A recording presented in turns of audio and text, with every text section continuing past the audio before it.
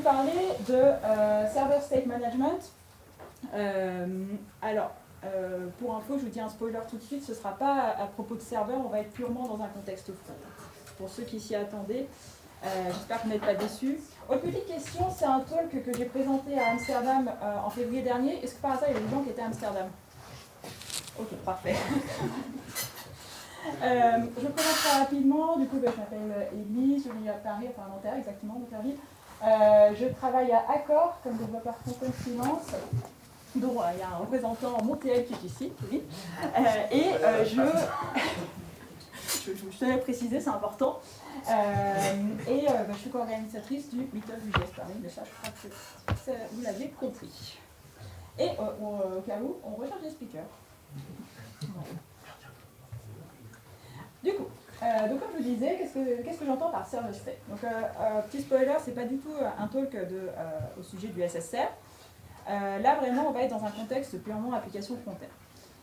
Donc moi, ce que j'entends par l'état d'une application, c'est vraiment l'état comme on peut avoir lorsqu'on a un état dans Bootstrap dans notre application front. Et du coup, notre état, généralement, il va être fait de quoi? Il va être fait d'un certain nombre de données qui sont récupérées du serveur et certaines données aussi qui appartiennent à notre application front-end.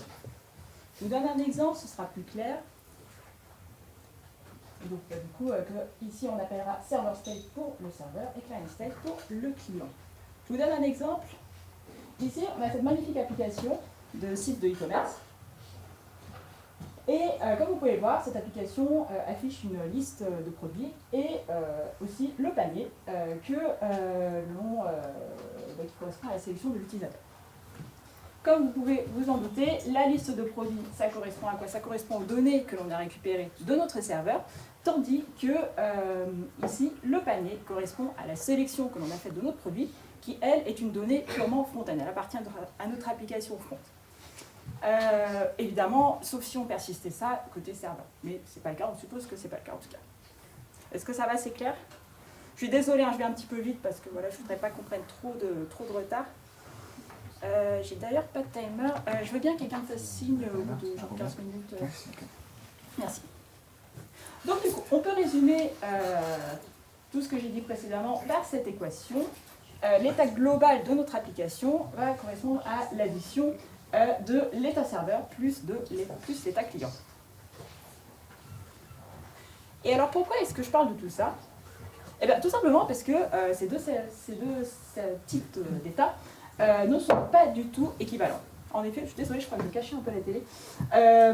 Ils ne sont pas du tout équivalents. En effet, l'état côté serveur va être généralement nettement plus compliqué à gérer que l'état côté client. Pourquoi? Parce qu'ils ont deux différences principales. La première différence, c'est que l'état client va être synchrone, tandis que l'état serveur va être asynchrone. Ce qui implique que, du coup, dans le cas de l'état serveur, on va être obligé de fetcher des données. Donc, on va avoir un état de loading, potentiellement d'erreur à gérer. Et en plus, on ne va pas forcément vouloir refetcher nos données à chaque fois qu'on en a besoin. Donc, on va vouloir les mettre en cache. Donc déjà, on a ces deux difficultés qui apparaissent au niveau de la gestion de notre état serveur. Deuxième chose, l'état client n'a qu'une seule, single ownership. Donc en fait, il n'appartient que à mon application front-end, à mon application tout court, à ma SPA, donc personne ne va pouvoir venir le bouger. Tandis que l'état serveur, il peut être muté un peu n'importe quand par n'importe qui. Et donc ça implique quoi? Ça implique que notre état serveur, on va peut-être vouloir le rafraîchir régulièrement pour être sûr d'avoir des données qui sont à jour. Et donc ça, à cause de ces deux difficultés, tout ça, ça peut devenir rapidement très compliqué. Et si vous n'en êtes pas convaincu, je vous recommande très fortement de jeter un coup d'œil à ce talk de Natalia Teplina, donc qui est, je pense qu'elle est dans la cortine de vue, je crois. Oui, c'est ça. Et à GitLab. Donc elle avait fait un talk il y a 2 ans à Amsterdam sur justement là-dessus, et où elle expliquait, elle montre en fait très clairement en quoi le fait en quoi cette gestion de l'état serveur peut rapidement devenir très compliqué quand on essaie de la faire à la main. Donc ça, par exemple, c'était un exemple de code. qu'elle montrait typiquement pour gérer le fetch d'une liste de produits. Donc concrètement, si vous n'êtes toujours pas convaincu, pourquoi est-ce que c'est si compliqué? Parce qu'en fait, dès qu'on veut gérer notre état serveur avec les contraintes que j'ai indiquées précédemment, on va devoir se poser pas mal de questions. Typiquement, donc comme je disais, gérer les états relatifs à l'erreur au loading, comment dédupliquer les requêtes, parce que bon, forcément, si imaginons qu'on ait deux composants dans la même page qui ont besoin au même moment de la même donnée, ben, si on ne fait pas attention, on pourrait très bien avoir deux requêtes qui vont chercher exactement la même data. Comment est-ce qu'on met cette donnée en cache? Comment est-ce qu'on refresh cette donnée? À quel moment est-ce qu'on va faire ça au component mount? Est-ce qu'on va faire du pooling? Qu'est-ce qui passe quand on se reconnecte, quand l'utilisateur retourne sur son onglet au window focus? Et qu'est-ce qu'on fait aussi de la donnée inactive? Parce que bon, si on a beaucoup de données que l'on a mises en cache, peut-être qu'à un moment donné, si elle est inactive, on va peut-être vouloir la supprimer pour libérer la mémoire. Donc bref, c'est un peu un rabbit hole qui fait que dès qu'on commence à gérer tout ça, ça devient très rapidement difficile. De ce fait, on va généralement utiliser deux patterns. Le premier, ça va être de garder son état serveur au niveau du scope de notre composant. Donc typiquement, lorsque mon composant est monté, je vais fetcher de la data et je vais la garder au niveau du scope de mon composant. Et une fois que mon composant est unwanted, ma donnée elle sera perdue. Donc là, le souci qu'on a, vous savez, on va avoir un refresh qui est assez régulier, mais le souci qu'on a, c'est qu'on n'aura pas de cache. Donc, deuxième pattern, ça va être de mettre cette donnée dans un store, qui est généralement, à mon avis, le pattern le plus utilisé. Et donc là, c'est bien, parce qu'on aura du coup de la donnée qui sera indépendante du scope des composants. Mais là, le souci, c'est que ça va être compliqué pour nous de rafraîchir cette donnée, puisque précisément, on va la récupérer, la mettre dans le store, et puis elle va rester là. En tout cas, on peut la rafraîchir, mais il va falloir gérer ça encore à la main. Donc, qu'est-ce qu'on peut faire? Non, moi j'avais une solution qui était beaucoup plus terre-à-terre, beaucoup plus basique, qui était d'utiliser une librairie de server state management. Alors, qu'est-ce que c'est? Très concret. Hein.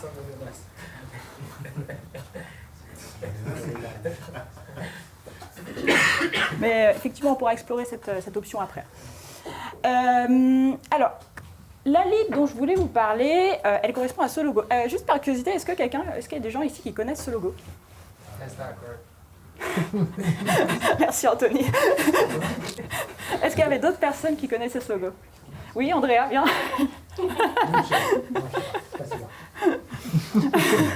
Florian, parfait. Bon, en vrai, il n'est pas très connu et en plus, il est relativement neuf. C'était pas le logo initial, donc du coup, c'est assez normal qu'il ne soit pas connu. En tout cas, dans la communauté Vue, en plus, où on a un peu moins tendance à l'utiliser. Donc du coup, cette librairie, c'est TanStack. Enfin, TanStack, c'est plutôt un ensemble de librairies. Donc comme je disais, TanStack, c'est un ensemble de librairies qui ont été développées par l'open sourceur Tanner Nisley. Donc en fait, il a créé plein de livres super cool. Franchement, je vous encourage vraiment à aller jeter un coup d'œil parce que vraiment, il y a plein de choses extrêmement intéressantes. Elles viennent de l'écosystème React. Je pense que c'est aussi pour ça qu'on les connaît un petit peu moins côté Vue. Mais ils essayent en fait d'être agnostiques et d'avoir des adaptateurs pour chaque librairie, d'avoir des adaptateurs pour les différents frameworks. Alors, ce n'est pas le cas de toutes, hein, il y en a qui sont juste en React, mais ils essayent d'aller dans cette direction-là. Et donc, comme on mentionnait, la lib qui va nous intéresser, c'est TanStack Query. Alors, juste peut-être très rapidement, peut-être que vous avez déjà entendu parler de React Query. Parfait. Parce qu'en fait, React Query, c'était un peu l'ancêtre de TanStack Query. Enfin, pas l'ancêtre, c'était il n'y a pas si longtemps que ça, c'était il y a 2-3 ans. Mais en fait, du coup, c'est forcément, comme son nom l'indique, que pour React. Donc, il y a eu un wrapper qui est apparu, qui s'appelle ViewQuery, mais qui, du coup, était un wrapper autour de React Query. Ce n'était pas forcément l'idéal. Et du coup, ils ont décidé de tout migrer dans TanStack Query, qui a un core en JavaScript. Donc, du coup, on est vraiment totalement framework agnostique. Il n'y a pas de React dans ce code-là. Et avec, comme je l'ai mentionné, des adaptateurs par framework. Et voilà, ce qui nous permet d'arriver maintenant au sommaire. Après cette longue introduction, mais je vous rassure, le reste va aller plus vite. Le sommaire, c'était du coup de vous donner une overview de TanStack Query, ensuite de vous faire une démo de TanStack Query. On va essayer de faire tenir tout ça dans les temps, et ensuite de vous parler des alternatives de TanStack Query. Alors, overview. Il y a peut-être des gens qui connaissent déjà ces notions queries, mutation. Est-ce qu'il y a des gens qui utilisent par exemple l'Apollo Client GraphQL?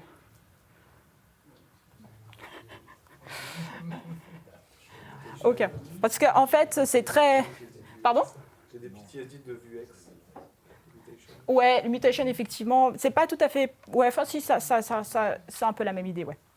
C'est un peu la même idée. Je pensais à l'Apollo Client parce qu'en fait, l'API est vraiment très similaire. Et d'ailleurs, je pense, mais ce sera vérifié, hein, je ne sais pas, mais à mon avis, React Query à la base est inspiré de l'Apollo Client pour créer TanStack Query. Enfin, React Query à l'époque. Bref, du coup, pour comprendre TanStack Query, il y a vraiment 3 notions qui sont importantes. C'est 1, la notion de query, 2, la notion de mutation, et 3, la notion de query client. Alors, celles-ci, elles sont assez génériques. Celle-ci, le query client, elle est un petit peu plus spécifique. Donc, très simplement, les queries, elles servent à fetcher la data, donc à récupérer notre donnée.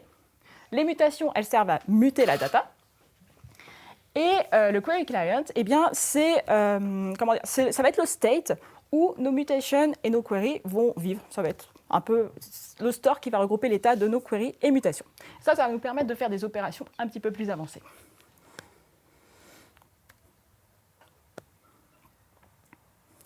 Alors, donc, une query, à quoi est-ce que ça ressemble? Donc, bien évidemment, on se situe dans le contexte vue. Hein. En React, ce serait, je pense, c'est légèrement différent, mais je ne pense pas tant que ça.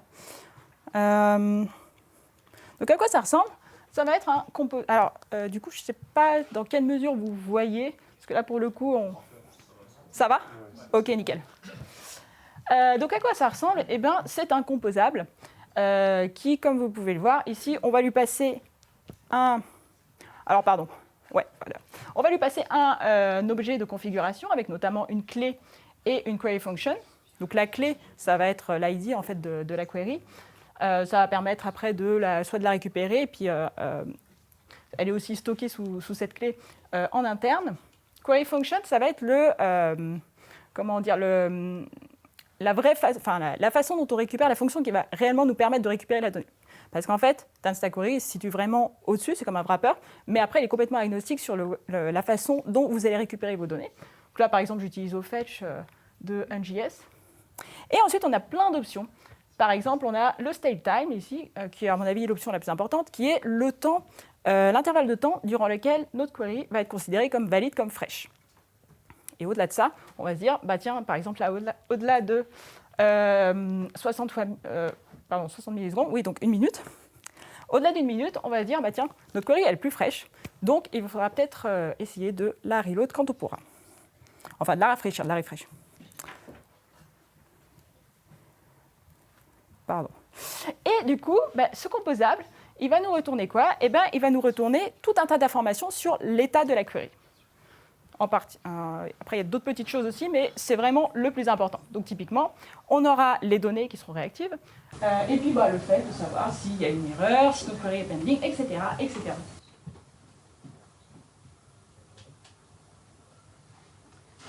Alors, juste une petite parenthèse sur l'Option Query API.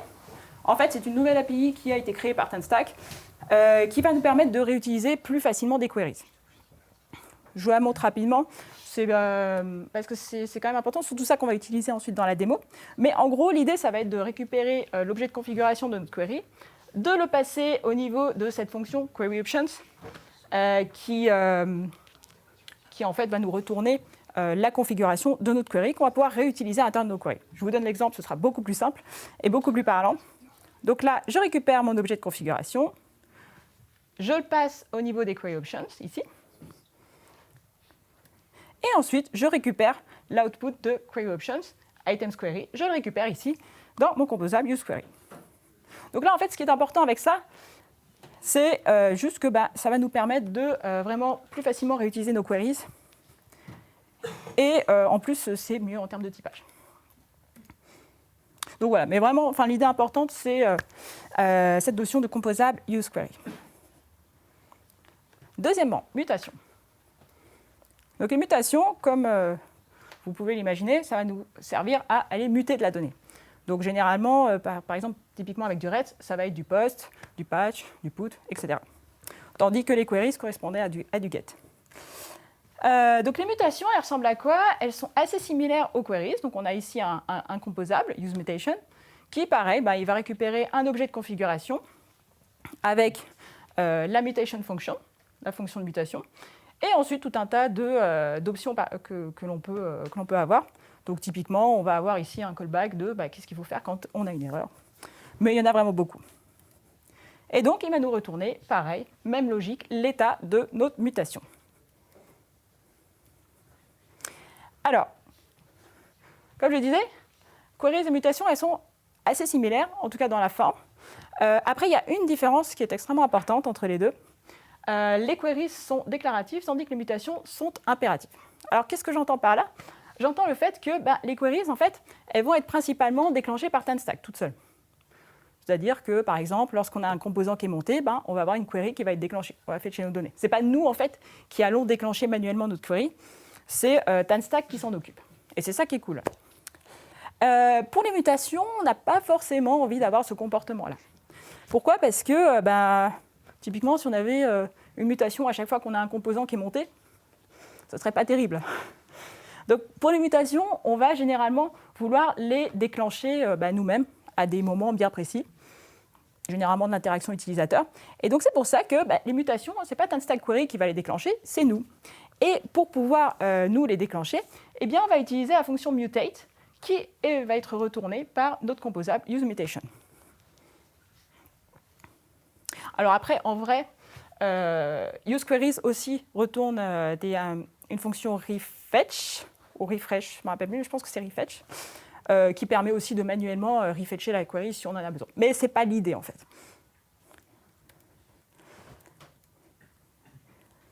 Et donc voilà, donc du coup, typiquement, on va utiliser nos fonctions mutate, où bon nous semble. Et donc, dernière chose, le query client. Alors, le query client, qu'est-ce qu'il fait? Comme je disais, il va nous permettre, en fait, donc ça va être le state, l'état où nos queries, nos mutations vont être stockées. Et en fait, grâce à ce query client, on va pouvoir faire des choses un petit peu plus avancées que ce que je vous ai montré précédemment. Donc typiquement, on va pouvoir pré-fetcher des queries. Ou alors, on va pouvoir aller muter notre cache avec la fonction setQueryData du query client. On verra un exemple tout à l'heure. Ou on va pouvoir invalider des queries. Invalider une query, ça veut dire que... 15 minutes? OK. Ça veut dire que... on va voir ça tout de suite. Et ça tombe bien parce qu'on passe à la démo. Pardon.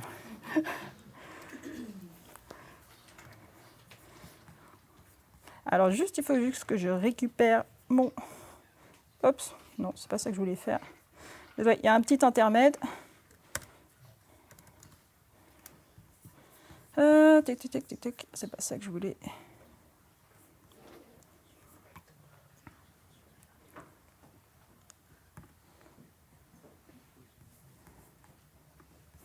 Et pardon. Voilà. Voilà.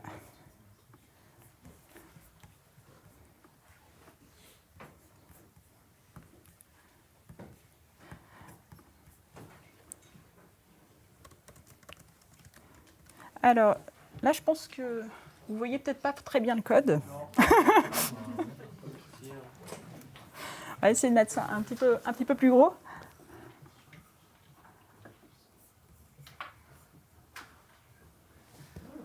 Comme ça? C'est un peu petit, hein.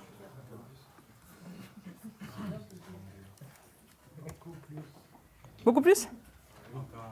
Encore un peu plus? Il faudrait peut-être donner plus de place au calcul. Ouais, ça peut être une bonne idée, ouais. Commande V. Ah ouais. Attends, ouais, je peux faire ça, ouais. Non, je peux pas faire ça. Ouais. Mettre en mode plein écran. Ouais, je vais l'enlever. Je voulais juste vous montrer des petites choses avant dessus. Je vais l'enlever le plus rapidement possible. Et je vais lancer ça aussi. Et ensuite, je le fais disparaître. Voilà. Voilà. Voilà. Alors, du coup, donc là, on retrouve notre magnifique application de e-commerce. Et en fait, l'idée, ça va être d'implémenter ce qu'on a vu précédemment dans cette app. Alors, du coup, voilà, c'est un petit peu le boxon, mais on va faire avec. Du coup, alors, juste pour information, c'est une app sur Nuxt. Parce qu'en fait, c'est... déjà, moi, j'aime beaucoup Nuxt. Et puis en plus, ça m'a beaucoup aidé en fait, pour faire la démo rapidement parce que j'ai pu me servir des routes API du module Supabase. Moi, en fait, la stack, du coup, c'est Nuxt plus Supabase plus Tailwind, parce que j'adore Tailwind aussi. Et en fait, notamment avec les routes API de Nuxt, c'était vraiment très facile à mettre en place. Mais on va considérer qu'on n'est pas dans une application Nuxt. En particulier, je n'utilise aucune fonctionnalité de Nuxt au niveau de la démo. Typiquement, les useFetch, par exemple, qu'on a pu utiliser. On va prétendre qu'on est dans la SPA la plus standard possible. Du coup, je fais juste disparaître ça. Voilà, c'est une petite note. Et donc... Oh, t'as raison, en fait, j'ai pas besoin de ça. Et donc, alors, la première idée de ce qu'on pourrait faire, ce serait d'implémenter une query au niveau de cet appel-là. Donc là, ça va être hyper simple, d'autant plus que j'ai déjà le code précommenté, parce que je n'ai pas envie de faire du live code. Par contre, il me faut ça pour me retrouver. Voilà. Voilà. Alors, donc du coup, premier appel, donc ça va être l'appel pour faire apparaître notre liste de produits. Donc là, comment est-ce qu'on va faire? Bon, déjà, on va enlever ça. Comme je disais, je n'utilise pas le useFetch, etc. J'utilise vraiment je fais un call API, tout ce qu'il y a de plus simple. Tac. Donc ça, c'était mon appel API pour récupérer mes données. Je vais remplacer par une query. Et là, vous allez voir que c'est quand même plutôt simple et rapide, puisque ça tient en une ligne. Et par contre, je vais vous montrer quand même la configuration de la query. Donc, configuration de la query, très simple. On a notre query key, ce sont les items, parce que c'est ma liste d'items que je récupère. La query function, en fait, j'utilise quand même $fetch, comme de Nuxt. Mais c'est tout. La query function et le stale time. Donc là, par exemple, je dis que j'ai un stale time de 15 secondes, parce que 15 secondes, c'était bien adapté pour la démo. Donc là, déjà, ce que je vous propose, c'est de regarder ce que ça donne. Ah mince, je suis sur Safari, j'aurais préféré être sur Chrome, excusez-moi. Tac.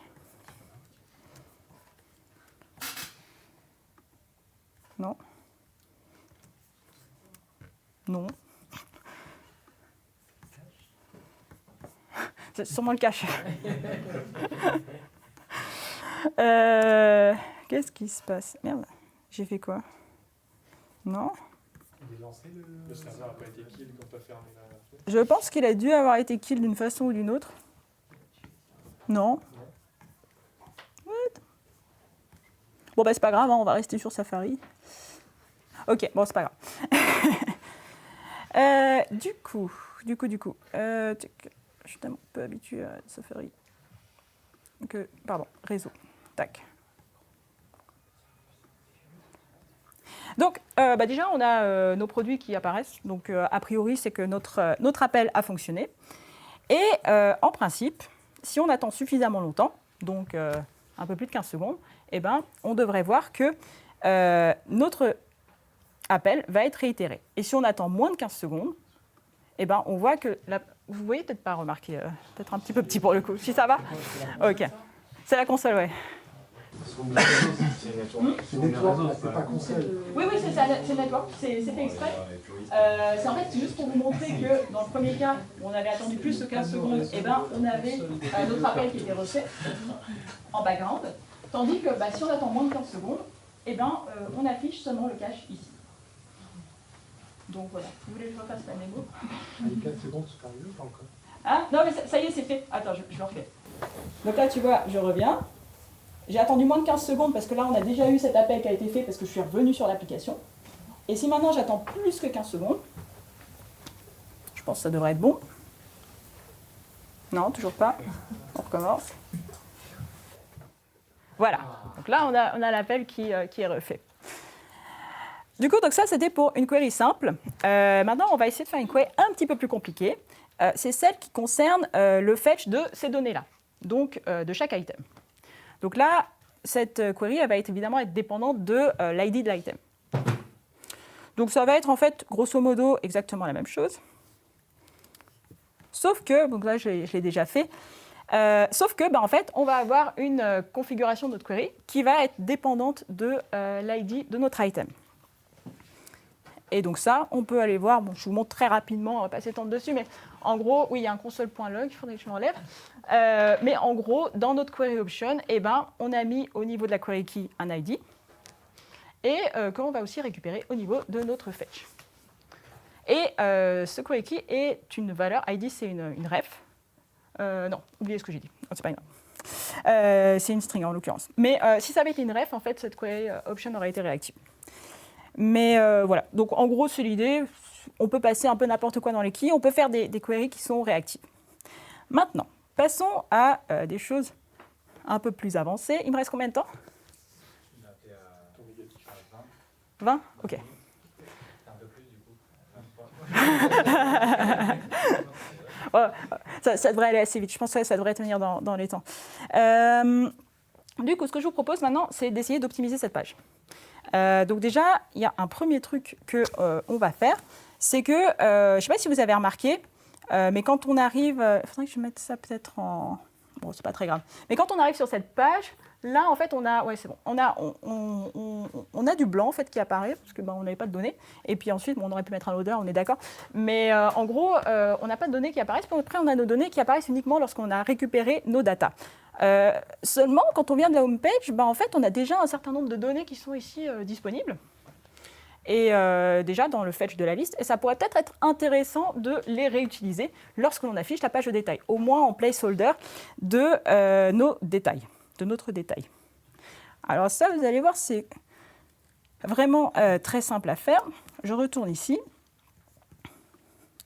Donc en fait, la première chose que l'on va faire, c'est que l'on va aller récupérer dans notre cache la donnée qui est relative. Donc dans la liste de produits, dans les data liste de produits, on va aller récupérer la donnée qui est relative au produit sur lequel on va naviguer.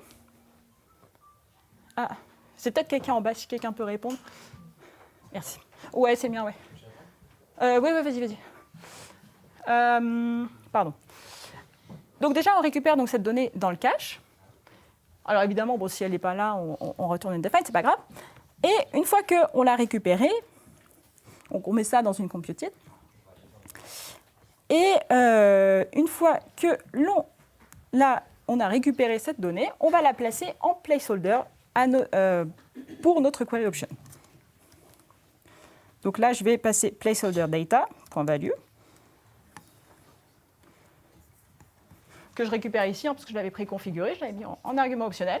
Et je le passe ici. Donc, encore une fois, placeholder data, c'est la donnée que j'ai récupérée potentiellement depuis ma liste de produits qui est relative aux produits qui nous intéressent. Et je la passe ici en option à ma query option. Et donc là, normalement, si on va sur un produit que l'on n'a pas encore visité, on a déjà au moins ces données-là. Alors, ce n'est pas très impressionnant parce qu'on n'a pas de description, mais vous avez peut-être vu le petit rate, parce que je n'en ai pas mis, j'ai oublié, mais vous avez peut-être vu le petit rate qui est apparu. Ça va ou vous voulez que je la refasse avec un autre produit Hein ? Ouais, c'est ça, je reload, c'était pour aller plus vite, mais... Donc là, regardez bien, hop, normalement on a la description qui apparaît après. Mais au moins, on avait déjà un certain nombre de valeurs qui étaient disponibles. Autre chose, qu'est-ce qu'on pourrait faire d'autre pour optimiser ? Il y a un truc cool qu'on pourrait faire, ce serait, enfin cool, je ne sais pas, à voir, ça dépend de notre use case, mais peut-être qu'on pourrait se dire, tiens, si on préfetchait certains produits qui nous paraissent assez probable que l'utilisateur clique dessus. Typiquement, il y a un truc qu'on peut faire, c'est on peut se dire, tiens, au mouse over, donc à chaque fois lorsque l'utilisateur promène sa souris sur un des produits, on va décider de préfetch la query du produit en question.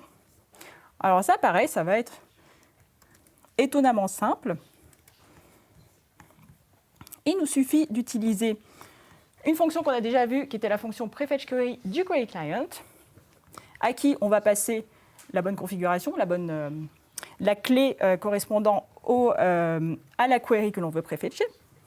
Et ensuite, ce prefetch, on va le mettre en mouseover, au niveau de nos items. Et donc là, comme vous voyez, lorsque je balade ma souris, bam, j'ai mes produits qui sont préfetchés. Donc du coup, si je clique, j'ai déjà ma data. Ça peut être une option dans certains use cases. Donc voilà, c'est à peu près tout pour les optimisations. Maintenant, ce que je vous propose de faire, c'est de faire une mutation et de voir ce qui se passe, si j'ai le temps. Donc si on va sur un produit,